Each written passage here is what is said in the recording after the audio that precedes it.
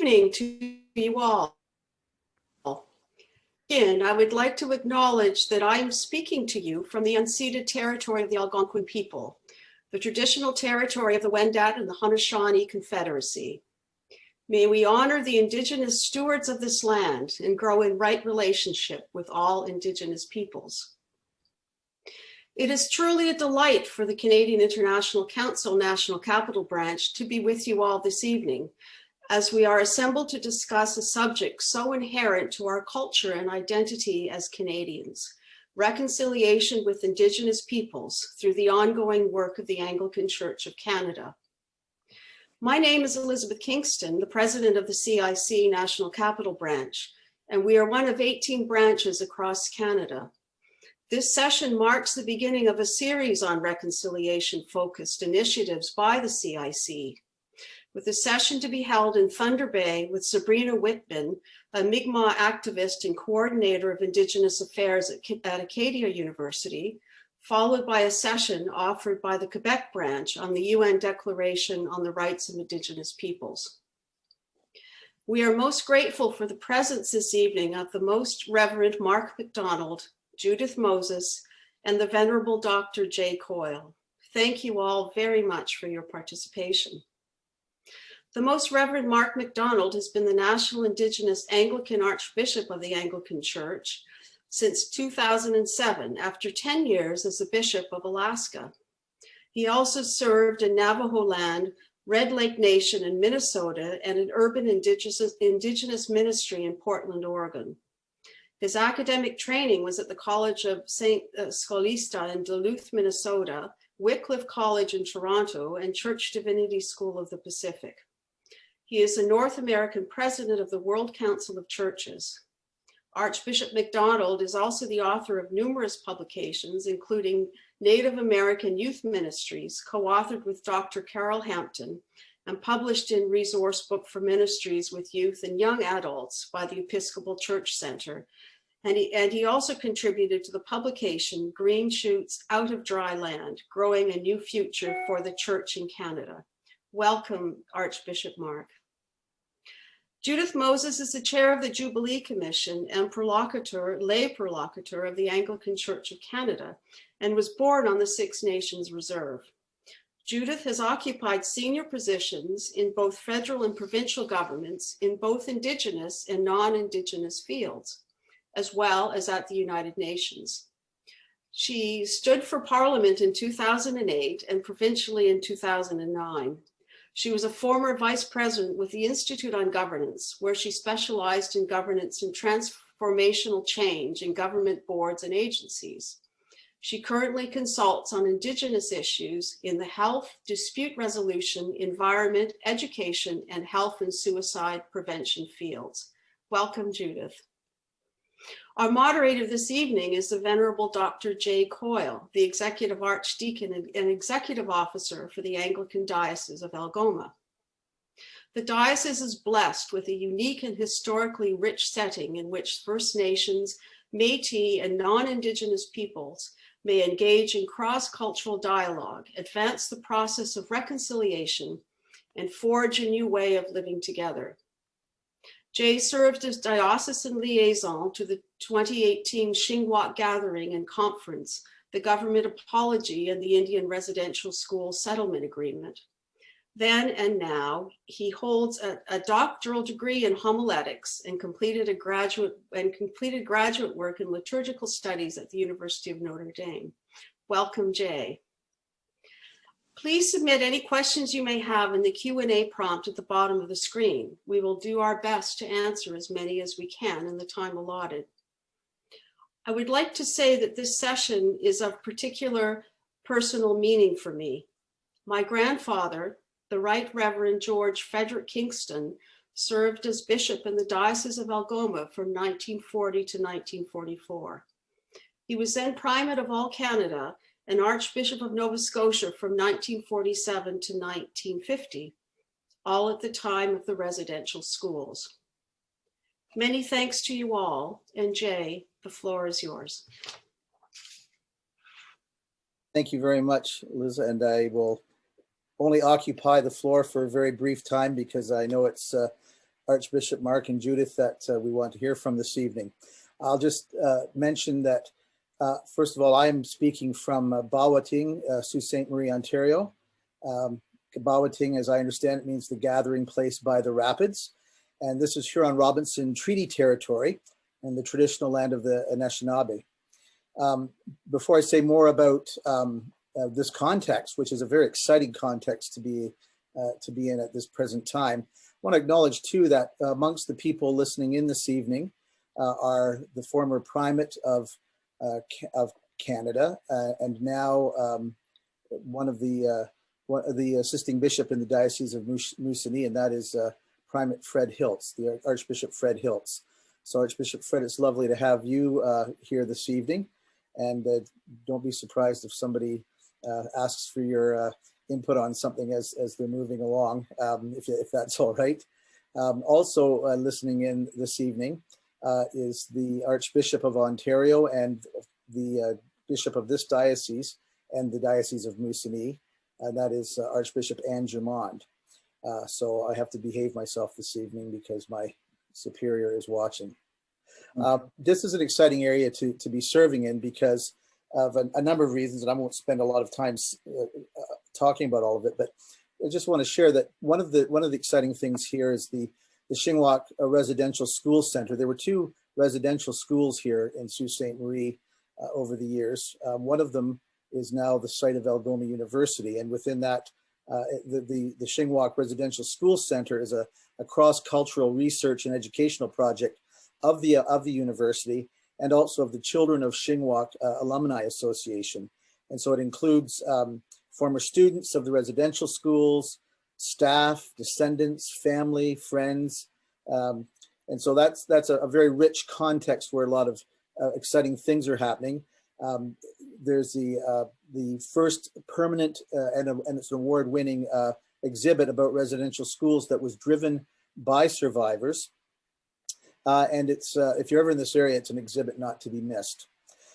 Also, the group works working with survivor groups, church entities, educators, First Nations, and others to research and collect and preserve and display the history of residential and day schools across Canada. So it's a very exciting project that's happening here in terms of the residential school center. We're also the site of the Shingwauk Kinamajgamig, which is a post-secondary education geared specifically towards Indigenous students. And it's committed to restoring the original spirit and intent of Chief Shingwauk, who envisioned a teaching wigwam where his people could acquire the necessary educational tools in modern society without compromising their culture and their traditions, and where they could also offer to settlers the insights from their culture and their values and traditions. And so that's another exciting project here.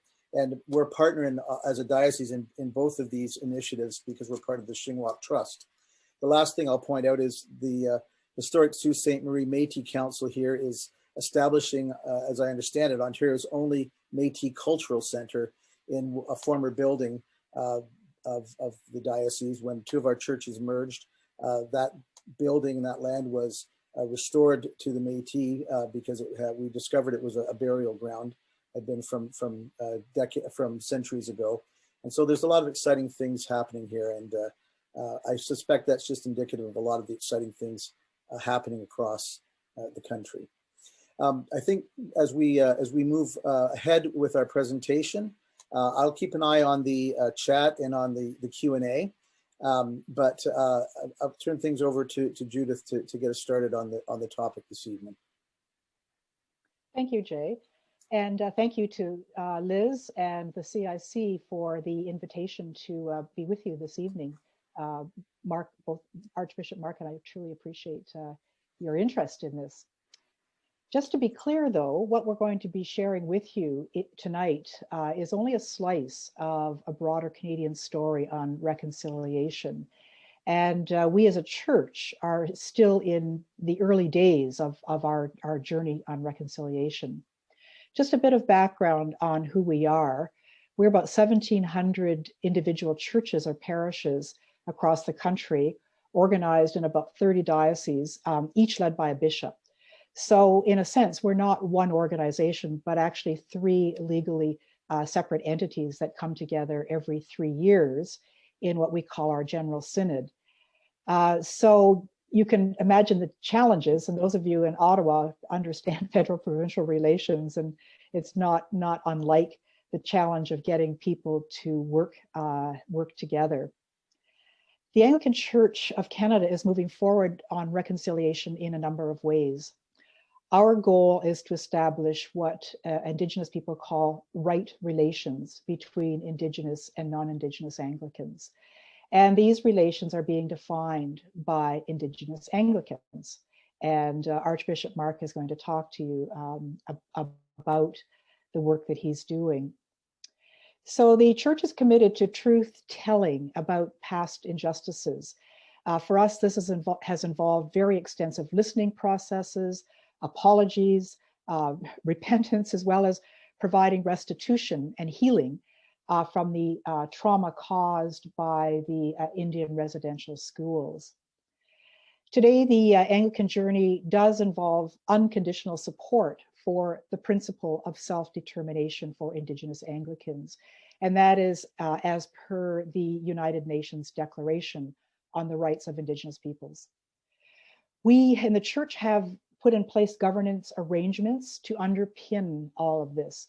We have our own Indigenous Archbishop, Mark. We have a Sacred Circle, which is an organization of all Indigenous Anglicans, and it has an elected body called the Anglican Council of Indigenous People. And our arrangements are supported in a legal framework for us called canon law. So the biggest challenge, I would say, for us is really trying to unlearn the colonial history that shaped who we are as a church and how we got to where we are today. While that is uncomfortable for many non-Indigenous folks, for many Indigenous people, unlearning is difficult. It involves, for many people, reliving a history of trauma, of violence, facing up to broken promises, and living with the daily social ills that go with having been second-class citizens in Canada. It's a tough journey. Healing and recovery from a demeaned culture, relearning traditional languages, which in my case, I was never taught my language, resurrecting traditional forms of governance, and integrating our traditional spirituality into the Anglican worship. These are all examples of some of the things that we face. The Church of England, as a state church, played a large historical role in the settling of the country and damage caused to Indigenous people. So, of course, it's only right that the Anglican Church should step up to the plate and try to put things right. The first residential school was Anglican. It was established in 1828, I think, funded by the federal government. You've all heard that horrible mandate that was given by the Prime Minister then about killing the Indian and the child and eradicating the savage heathen life. Those were policy in those days. The result of the residential schools was obviously severe damage to Indigenous people. And we still see that manifested today in the social problems that are caused by intergenerational trauma. Indigenous people have been on a collision course with colonialism since Columbus. I highly commend the Anglican Church's video called Doctrine of Discovery, Stolen Lands, Strong Hearts. It was produced by the Indigenous Church, and it elaborates more on our history. I believe Liz sent out the link to that to all of you. The early beginnings of capitalism in North America were founded on an ideology derived from the doctrine of discovery. It supported Christian domination and superiority in Africa, Asia, Australia, New Zealand, and of course, the Americas. White supremacy and dehumanizing of the original inhabitants was necessary to support the divine right of the Christian sovereign and settlers to discover, occupy, and reap the resources of the land. So the doctrine of discovery provided the legal and moral justification for disenfranchising Indigenous peoples from the lands that we occupied. In Canada, the French and English also developed the concept of terra nullius to further substantiate the assertion of sovereignty. This meant that land could be regarded as empty, so that title to it could be claimed. So while Indigenous right to occupy and use land was allowed through treaties, starting with the Royal Proclamation of 1763, to this day, these lands are held in trust by the Crown. From early on, we have had different worldviews at play. One that rights and pre-colonial civilization and cultures existed prior to European arrival, and the other, as we know, that the discoverer had inalienable rights to the land and all of its bounty. Indigenous people interpreted the Royal Proclamation and the Treaty of Niagara as acknowledging the right to self-determination, and that it underpinned the establishment of a nation-to-nation relationship in which neither group gave up any sovereignty. And Indigenous people believe that this was expressed through the covenant chain and the two-row wampum that it is believed to this day communicated the concept of Indigenous and non-Indigenous people walking side by side and not interfering with each other's affairs. And behind it were Indigenous concepts of respect, friendship, and peace. And as we, I'm sure, are well aware that the solemnity of the treaties to Indigenous people that followed has been honored more in the breach than in practice. So the hard truth, I think, of our real history is difficult for Canadians to face. The regard for the original peoples has been and continues to be trumped by white acquisition of wealth, beginning with the fur trade, the fishery, and all the other resources. And we all are aware to this day, I think hardly a week or a day goes by when we don't hear about some conflict somewhere in the country over land and water use. So as I said, sadly, the Anglican Church did play a large role in frontier life. And while we can't rewrite the history of past injustices, we can face up to the past and we can acknowledge the other side of the story. The church has recently launched a project to tell the church's history from an Indigenous perspective. And this is the missing story. And I'm proud to be leading that project. Coming out of this, we hope that we can forge a new narrative about our past that will help the whole church walk together forward into the future. There are many more things I could elaborate on and go into, but I want to turn this over to Archbishop Mark MacDonald to talk about his experience. And he's been involved since very early on in some of the changes that have been involved in building our Indigenous church.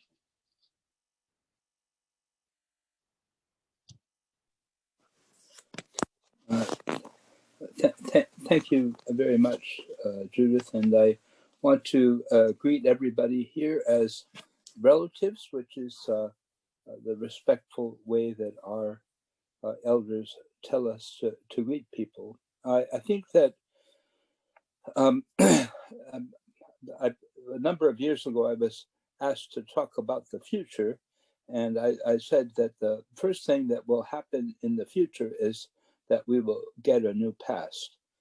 By that, I don't mean that we will lose sight of the painful aspects of the past. I think, in fact, we will see deeper aspects of some of that pain.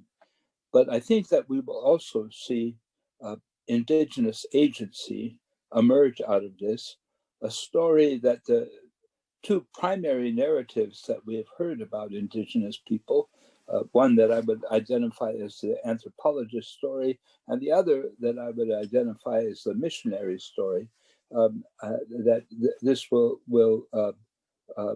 emerge. I think that the anthropologists have never really been interested in Indigenous people who have kind of merged an Indigenous cosmology with an interest in Christian ideas and thought.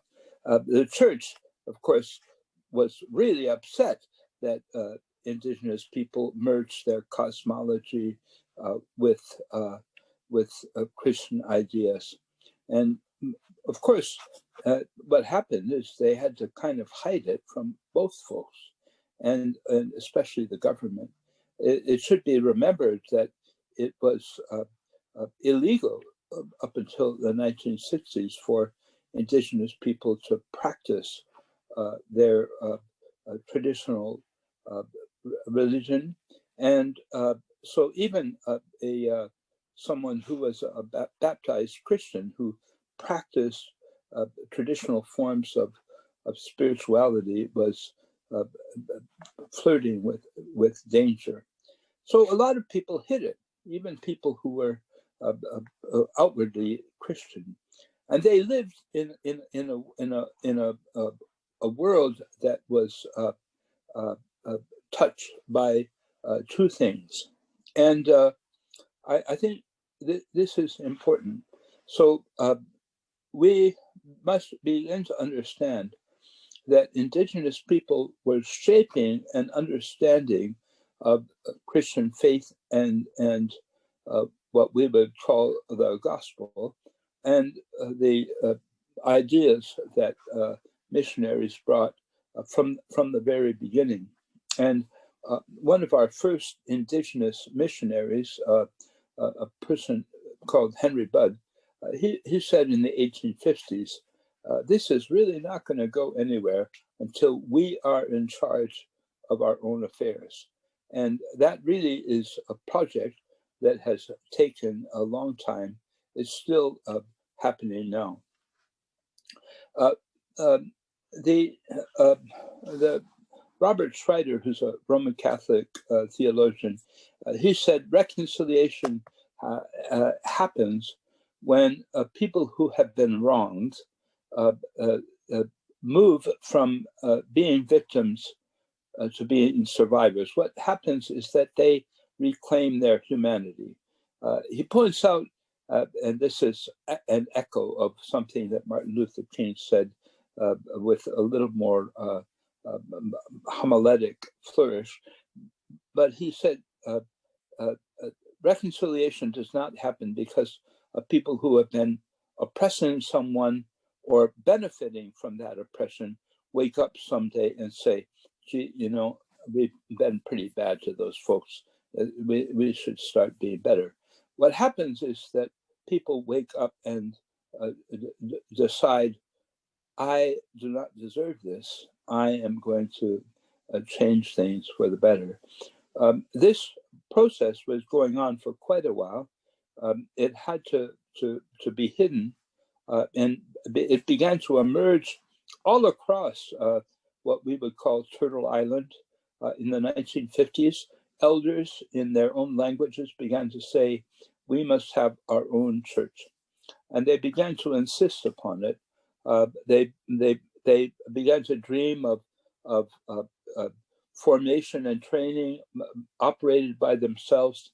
They began to dream of clergy trained by them. They began to dream of bishops, and they began to dream of a church that operated not on the basis of Western procedures and law, but a church that operated by a merging of their law and procedures and protocols and a merging of the Christian values and ideals that they had grown to love and appreciate. And so they began to urge them in this direction. And this is the process that we're in. It began to really pick up speed in 1988 and in the first Sacred Circle. And it has grown since then. An apology by our primate in 2003 a covenant that came out in 2004, and then gradually over time, a number of expressions that have too many events to cover now have come together to articulate a way of being Anglican Indigenous Christians. And this has been difficult for many Anglican non-Indigenous people to understand, but it's been difficult for Indigenous Anglicans to understand because they have been also been so trained by the doctrine of discovery and this kind of systemic pool of thought that infects life in Western society and the global culture of money, that an Indigenous person said to me, because I was talking about how we would see the flourishing of Indigenous law in this Indigenous church that was forming, and an Indigenous person said, "We had law," and you see, of course, non-Indigenous people, part of the perspective that was used as a way of taking over, and unfortunately the church was part of that framing, was to say these people were so and the word was often used, demonic, that they had no law, that they had no sign of civilization. And there are many people today, John Burroughs among them, Basil Johnson, who used to be at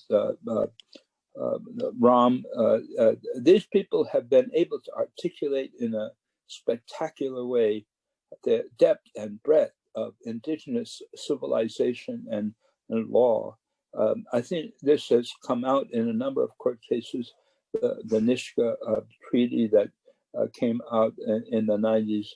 These things are in the background. So what we see happening is a not one law, but we're developing a framework of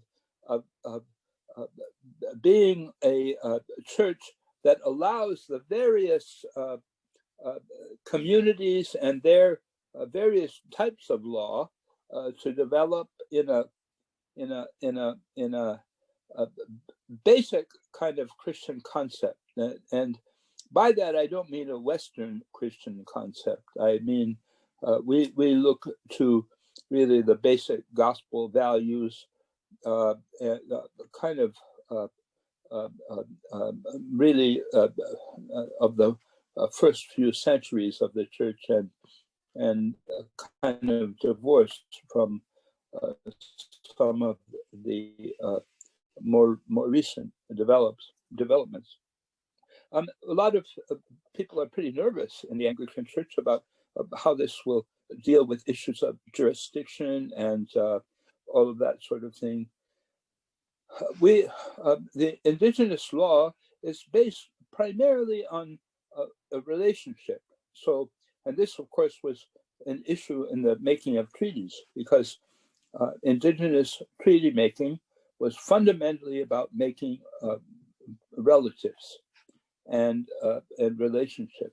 And of course, Western treaty making was about making ceding law and ceding land and authority, those sorts of things. Ours has to do with relationship and with spiritual life, and that is fundamentally what it's about. We do not think there's going to be a whole lot of trouble about jurisdiction and those issues that are primary and fundamental to Western law. because we think that our organization will be on a fundamentally different basis. We intend to really be an Indigenous expression of the basic fundamentals of our church, but to be something that really hasn't existed in our church. We hope it will surprise and delight, and it'll probably be pretty messy too. But we're happy to be that, and we hope this short presentation has intrigued you, and we hope to be a recovery, a revitalization of Indigenous life that will be of service, not just to our denomination, but to all of Indigenous life in the communities that we are a part of. Thank you very much.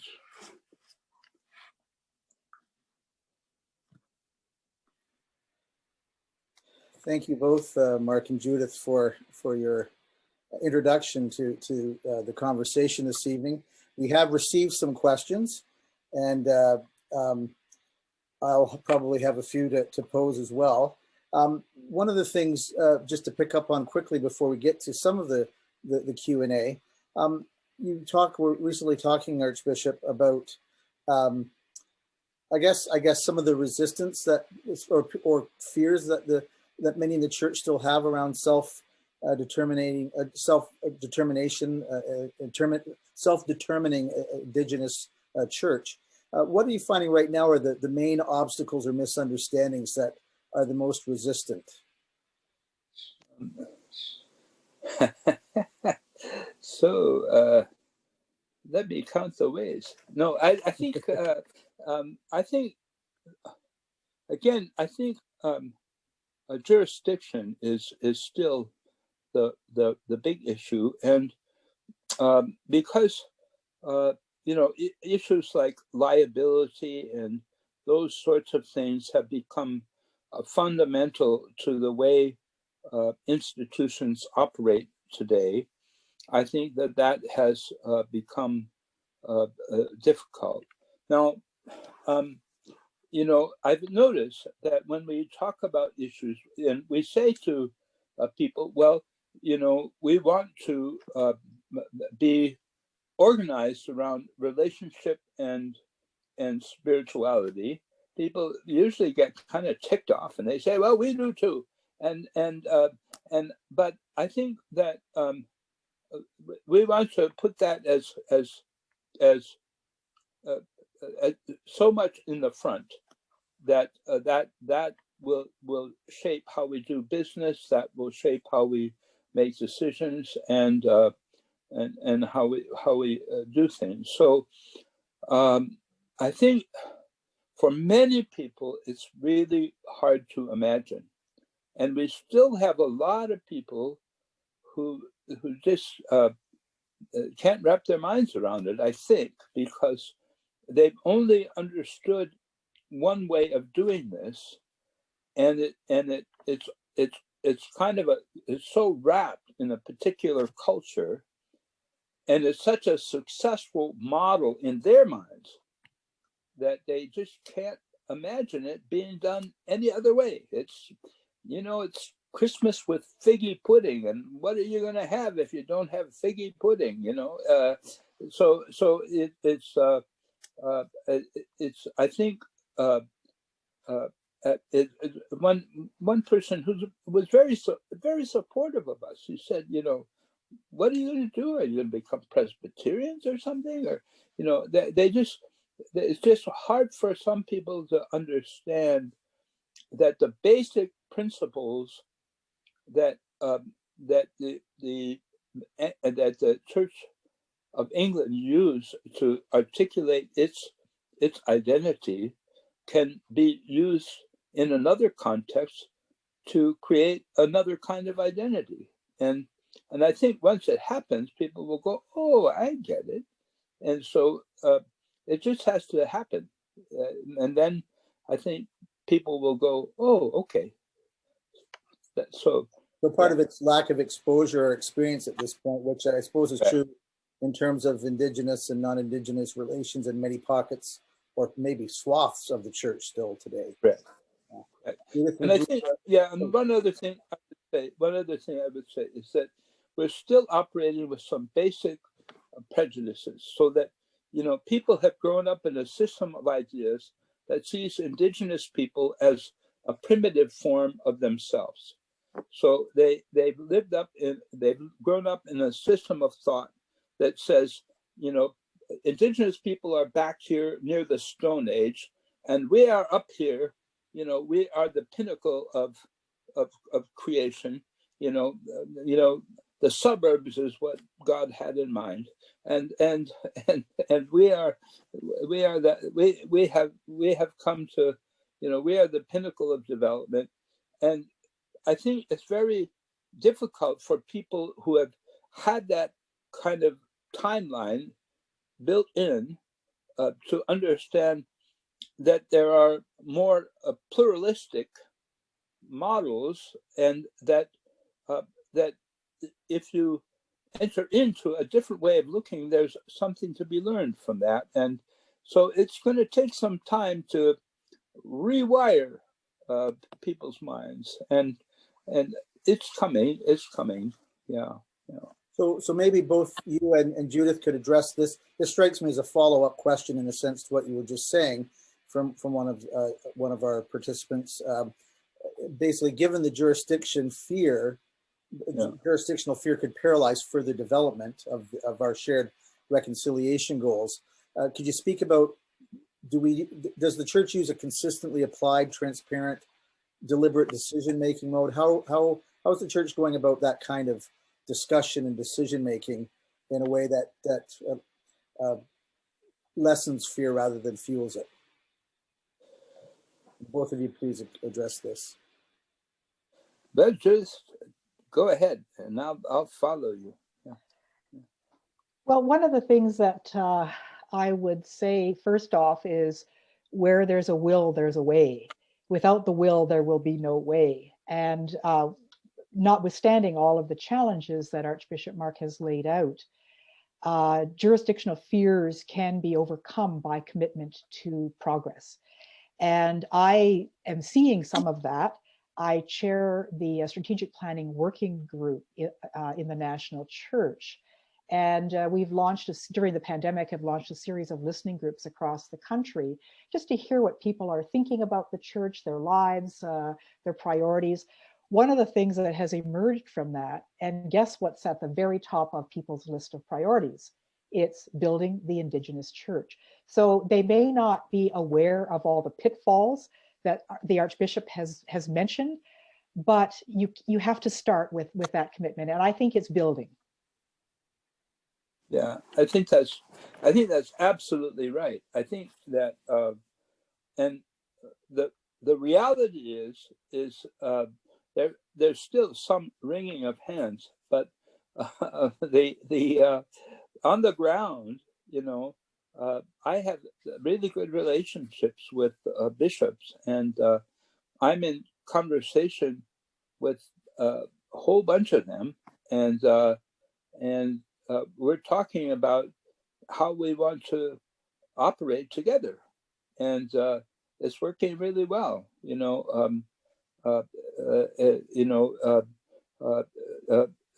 your bishop, Archbishop N, and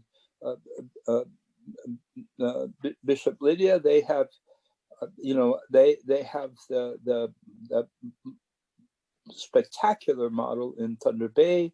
I think that's a prophetic piece of work, and so there's a lot of really beautiful stuff that is happening, and we have a lot of Indigenous bishops. Like we're close to a third of. I mean, we're more represented in the House of Bishops than we are in the general population. So, something good must be happening, and so I think, and we really are in a different place today than we were even 5 years ago, and especially 10 years ago, let me tell you. So, yeah.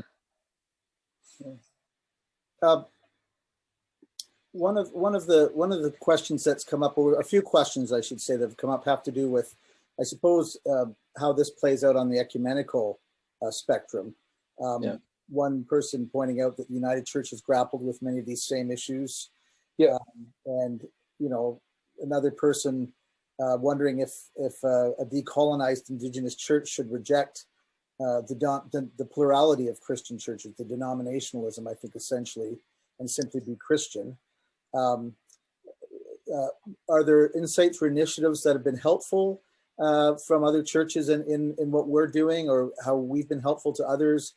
Is it important for us to move through this with a focus on our unique communities or denominations, or is there a benefit to tackling this ecumenically as well? I don't know if you want to tackle any or all of that, but there just seemed to be a cluster of some questions around this on the ecumenical level.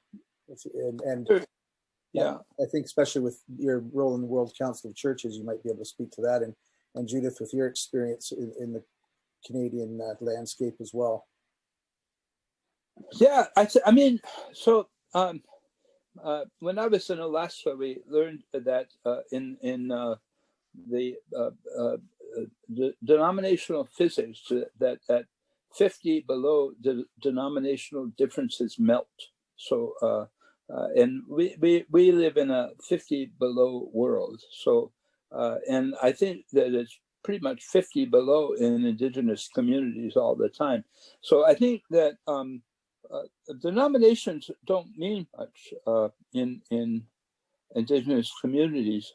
The problem is, and this is true with us as well as others, is that a lot of the denominations don't have much institutional presence in Indigenous communities anymore.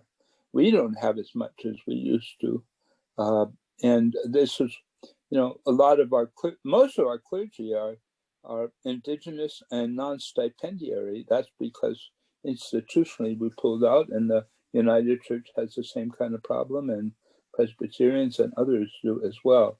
So we don't, but there's very few communities where there's overlap. I think that needs to be understood. So it's not like we're fighting with each other over territory. It's not like there's many communities where you have two churches in the same place. In fact, I only know of one community where that's true. So, and we get along together a lot. Now, there's a lot of places where you have Pentecostal churches and Anglican churches. Some communities where you have Roman Catholic and Anglican and Pentecostal. But people get along really, really, really, really, really well. I mean, there's not, we don't, I think that everybody works for the community. And so I think I like that, and I believe that. And we have, our folks are very, very much committed to operating in what you would call ecumenical, but the word is, not a big word out on reserves. But so one of the biggest things, and this is an Indigenous tradition that is emerging of what used to be before Christianity and Europeans came, was the hymn singing tradition. And it emerged because Indigenous practices were outlawed, and they needed to find a way to express themselves. And hymn singing was the way to do it. It was the only way and these hymn singing traditions are very, very popular still, although they're usually called gospel jamboree. Some places they're called other things. You find them all over Canada, Alaska, United States, all over the place. But anyway, my point is, these are entirely what you would call ecumenical. Everybody comes. everybody comes, and they're Pentecostal, they're whatever. So, there's not nobody checks your denominational card at the door. So, so you're absolutely right, and we don't really think of that. It's very, very much a part of things. The denominational wars ended out there a long time ago. Yeah. We're getting lots of great questions, so I will apologize ahead of time to folks if we can't get to all of them. Yeah, I should talk shorter. Sorry. I'm having a lot of fun. Oh no, that's fine. That wasn't a cue to you.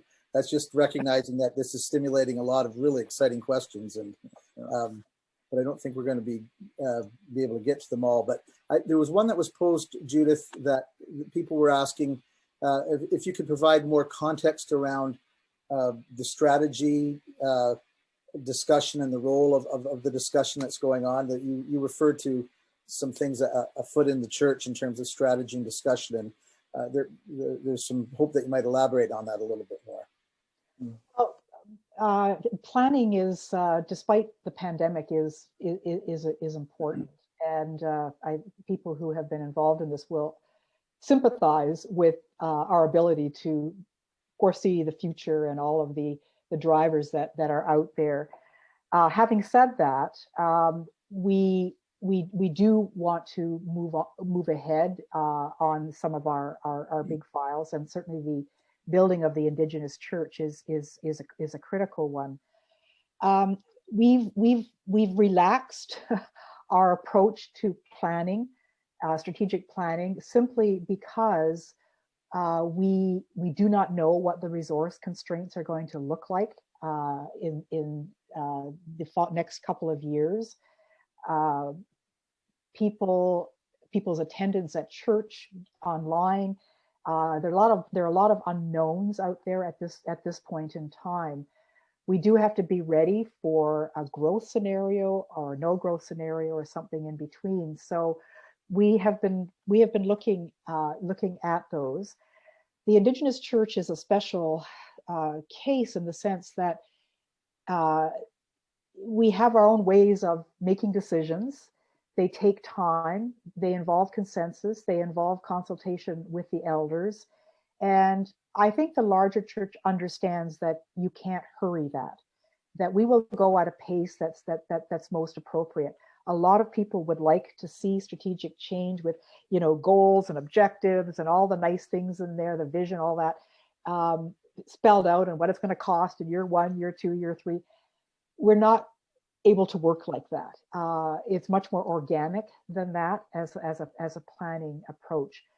So I don't know, Archbishop Mark, if you want to add anything to that. No, that's good. I'm always flattered when he thinks what I say is good. We've got a mix of questions directly related to the church and some that are widening the scope a little bit. One directly related to church, or two, I should say, that seem to go together, potentially anyway. One of our participants asked, do you think that the European version of the church that was imposed on First Nations people created obstacles to recognizing good news in the gospel? And related to that, I think, potentially anyway, person says, building the Indigenous church, isn't that what caused all this grief in the first place? Perhaps to respectfully leave Indigenous spirituality completely alone and let them find their own renaissance. Comment. So I'm not sure if there's an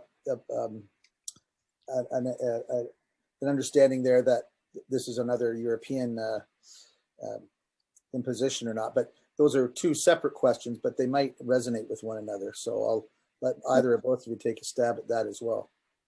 See, I think, I was, the church as a Western institution doesn't really exist anymore out in reserves, it's been gone for a long time. Its influence is still there. It still exerts a lot of control, more than it should, really. But I think that I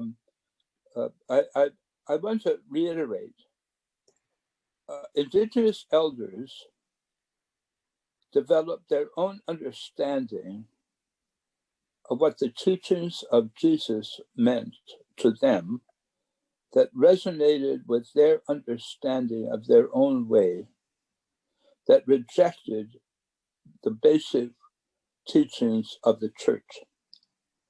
So Albert Tritt, the great prophet of the Gwich'in people, said, "The way of the white man leads to death. The way of Jesus leads to life."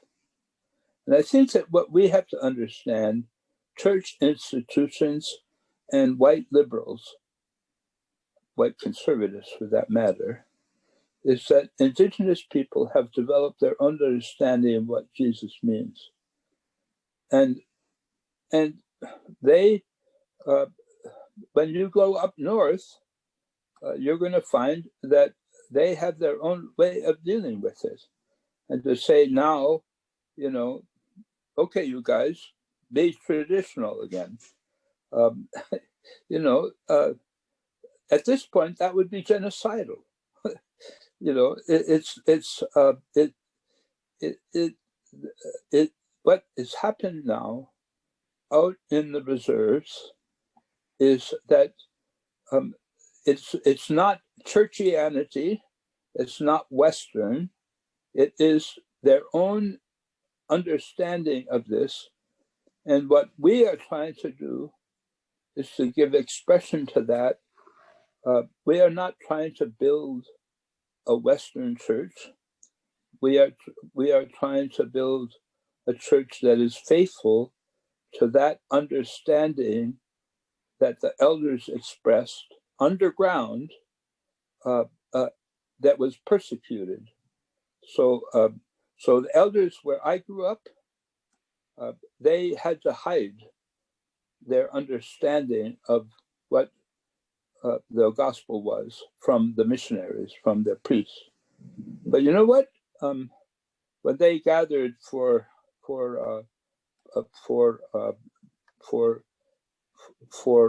funerals, they pulled out their tobacco pouches and they threw tobacco on the caskets. Now that was against the law, and that was their way of saying, "Okay, put us in prison." They were saying, "We will be this." And what I'm trying to say is that they had a way of resisting, and so this is what I think that a lot of non-Indigenous people don't understand, that for some Indigenous people, developing their own understanding of an Indigenous understanding of this was their way of resisting colonization. So please listen to me. One more thing. Wovoka the prophet, back in the 1800s, he had a vision. In this vision, Jesus and their ancestors were coming back in a cloud in the sky, and he brought with him these shirts that the bullets would bounce off, and the buffalo came back, and the grass came back, and the white people were pushed back into the sea. And this was the beginning of the ghost dance. It was this ghost dance that the people of Bigfoot were dancing when the 7th Cavalry came and slaughtered them at Wounded Knee. They believed in the gospel. It wasn't the gospel of the missionaries, but it was something else. And it was this gospel that we are trying to be true to, the vision of the elders. So we're not trying to impose yet again another institutional vision. We are trying to be true to the vision of the elders. I want to be clear about that. Thank you. there's a question here too that comes to you, Judith. How are young people in their teens, 20s, and 30s engaging? This person acknowledges it's hard for the church to get their engagement at the best of times.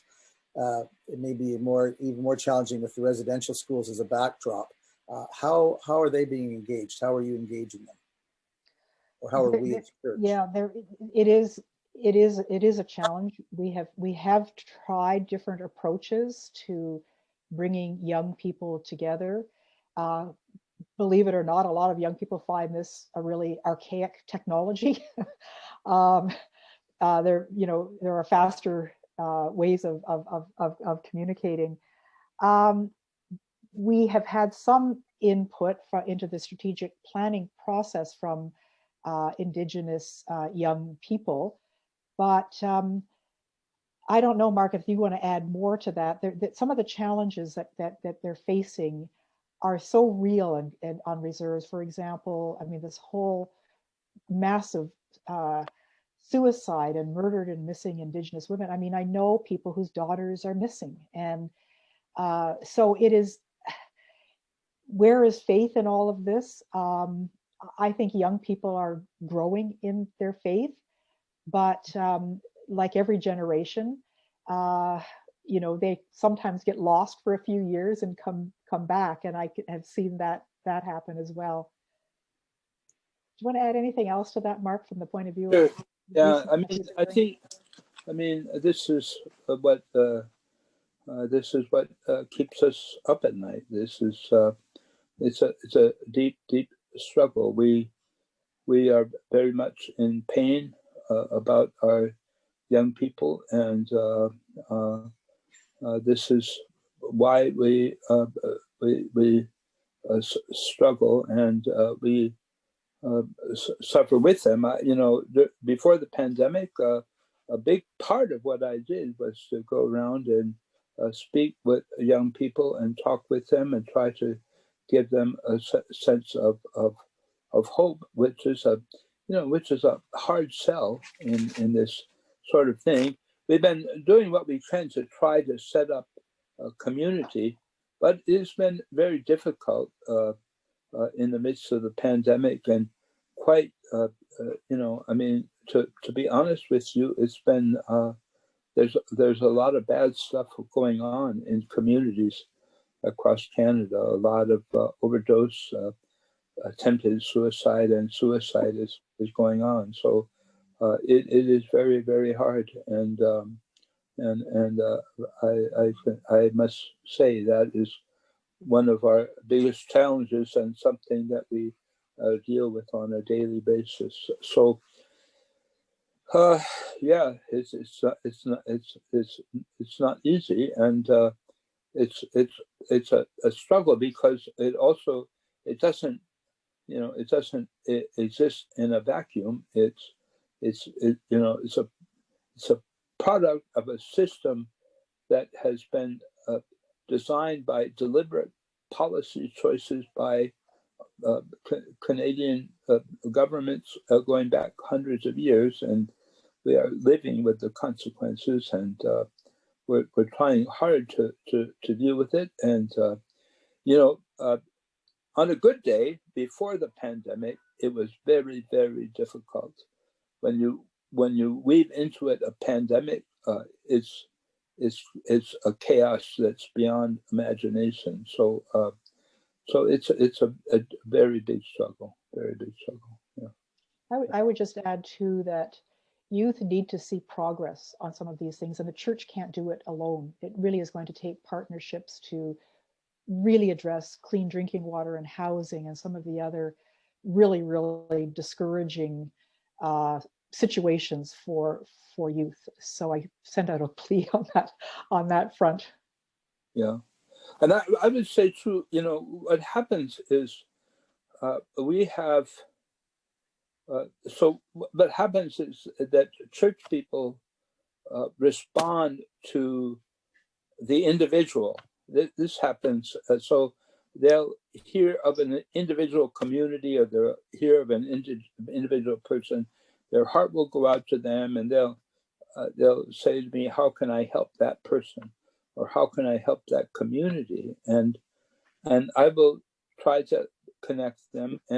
But I will say to them, if you could get mad enough to talk to your MP and say, I am just so sick and tired of this happening, you could leverage this a lot more than your $20 bill would, you know. And I think that at some point in time we have to let our government know we cannot tolerate this anymore. And I think that's I think that all of us and our best minds have to come together and find a way to a better way of life for all of us, and that has to be our hope. And as Judith says, there has to be a different approach. And we're not just doing this because we want to add people to our church. We want people to find hope and peace in life, but we also want to do this to contribute to the life of the community. We're not just saying, oh yeah, but we'll be fat and sassy in our church buildings. We hope to contribute to a better Canada, a better communities, and a more healthy and abundant future. Yeah. I think there's a lot of potential for us to have a lot more conversation on just this topic. Never mind what probably set up for the rest of the series. I'm aware that we're getting into our last 10 minutes. So I'm just going to ask a couple more questions and then leave it open to you if you have other things that you'd like to say in closing.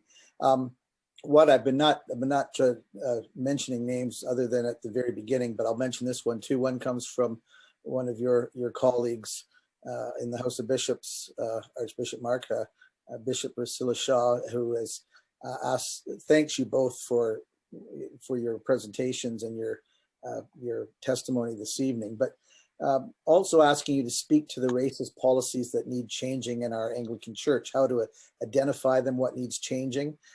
I guess a question I've been wondering about too, so I might slip it in here as well, is I became aware recently how a lot of our discussions in the church and beyond talk about either Indigenous and settlers or Indigenous and colonizers, and there are other identifiable demographics, shall we say, that we don't always name. I'm thinking, for example, people of African heritage who were not Indigenous to this continent, did not come here to make a better life, so to speak, were uprooted from their own land and made to work on stolen land. So if you could maybe have that in your mind too, as we look at what's the church doing in terms of the broader circles of reconciliation to make that a reality, or and what we need to do as a church to identify and change racist policies or even practices in our church. Okay. Maybe I'll start, but just to say, most people don't wake up in the morning and decide to be racist. There's so much built into our post-colonial way of life that it is hard to know where to begin. A lot of the racism that exists is inadvertent. It's not deliberate. It is embedded in structures. It's embedded in values and attitudes, norms. And so you're really talking, a wholesale revamping of how we think about race. I know some of my former colleagues in the federal government, that was something that we were working at for a long time. But the policies themselves were not designed to be racist. The manifestation of them may well be. And so we really have to take a holistic approach to addressing issues of race. And you're quite right, Jay, to point out the Black Lives Matter link.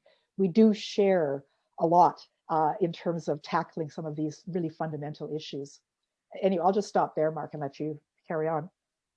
Okay. Yeah. Well, that was pretty short, Judith. Anyway, so I was a number of years ago. I was in Minneapolis. My brother was at the time very, very ill, and I met Webster Tuhawk, one of the great Lakota priests from South Dakota, and his wife was there with cancer, and we met in the hall, and I was so happy to see him. I knew about his wife, and you know, we talked for a little bit, and it was really great. And I said, well, you know, do you have a place to stay? And he said, yeah, I'm staying here in the hospital. And he said, yeah, it's right around the corner. And then he smiled and he said, let me show it to you, you know. And we walked around, and it said family room on it. It had a big sign, family room. And then he opened the door, and there was one little bed there, and we both looked at it and laughed because, you know, for any Indigenous family, you know, there's a lot more than one little bed is gonna, you know. And so the whole point of it was that this was not designed for a Lakota family, you know. It was, and that was the whole point, is that there's a lot of things that are designed in this with other people in mind, you know, and so a lot of racism is inadvertent. I would say most of it is, and most of it is hidden from view. Most of it is unconscious, and a lot of it is held by Indigenous people as well. As I gave the example, you know, an Indigenous person saying, "Do we have law?" You know, well, of course we do, so as every people does, you know.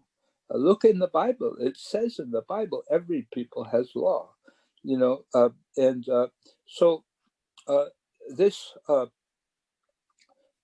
These attitudes, which have been implanted, encoded in the way people think and act, these things have been encoded in the way in which people do things and say things, and in the way in which people operate, so that, for instance, as the larger society has developed the rules and procedures that are in place to oversee the training and vetting of people for ordination, are geared towards what happens in the larger society. They don't have anything to do with the common experience of Indigenous people, or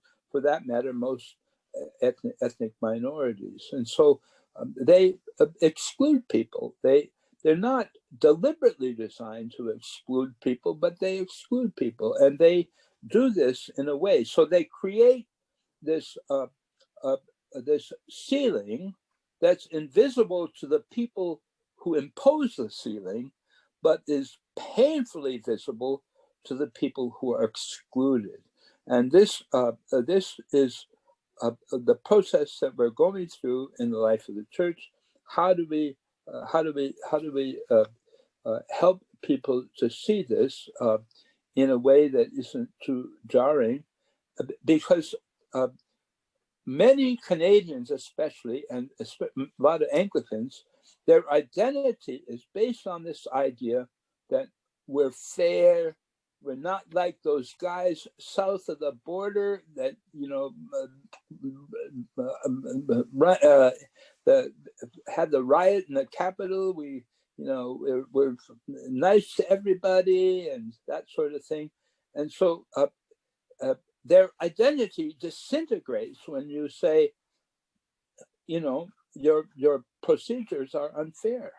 Your procedures exclude people, and this is this feeling of disintegration often creates feelings of fear, inadequacy, anger, and so we're fighting against these things.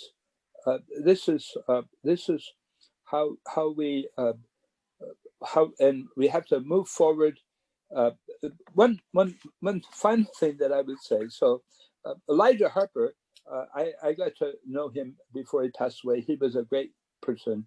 He had a vision, and he said the elders had a vision that this land was so great that you could welcome people from all over the world, and that they could come together, and that we could build a land on justice for all people that would recognize the special contribution of First Peoples, but that all people would be welcomed here, and that we could build a great society for everybody that would be good for our children and grandchildren. He said, to anybody who would listen, that's our original vision. And so this would be on the foundation of racial equity and goodness. And so everybody come to this place and receive the goodness of the land, but it has to be an abundant land for all people, especially there has to be honor and dignity for the First Peoples, and there has to be justice for all people and all races and ethnicities. This is the vision that Elijah Harper had, and I think it's the vision for all of us today. Thank you so much. I wish we had more time. We're down to our last 3 or 4 minutes, and we've got questions ranging anywhere from how what we're doing and what you've been sharing could inform the society writ large, or even relations between Indigenous and non-Indigenous elsewhere in the world. We've had some people making statements about things that hopefully you'll be able to see. I've tried to clip them, and I think you'll probably have access to the Q&A so you can look at that later.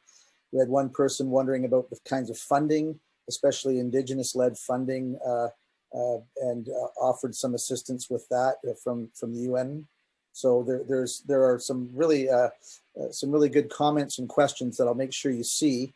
And I do apologize to people for not getting to all of them, because some of them I was really looking forward to hearing the answers to as well. But when you have 1 hour and 15 minutes, you can't do them all. But I really am so excited what you've shared.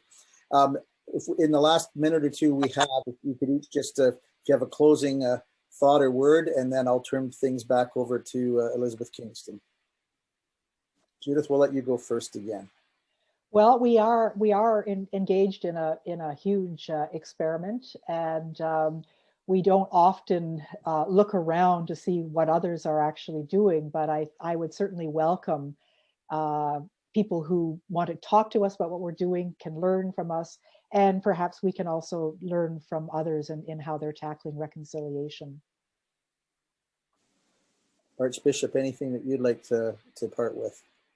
Well, I would say amen to what Judith said. That was pretty good. I don't think I can top that. Yeah. Yeah. Well, it's been a privilege to talk with both of you, and to multitask, reading questions and listening to you at the same time. It's I really appreciate this opportunity to be with both of you. So I thank both of you, and I thank the CIC. And Elizabeth, I'll turn it back to you. Thank you, Jay. And I'd like to say what a privilege it's been to be with all of you. I like to thank you very much, Archbishop Mark and Judith and Jay, for a really thoughtful and fascinating discussion. And as you can see by the questions that Jay was referring to, that it's generated just a tremendous interest, and thank you very much for that. We'll make sure that you will see the questions, and it really is such a broad array.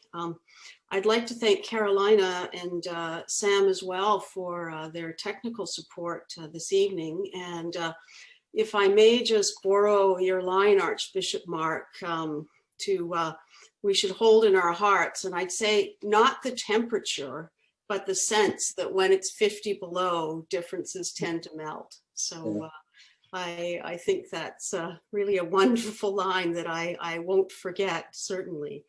So I just sort of in closing, let's begin with the commitment, as Judith had said.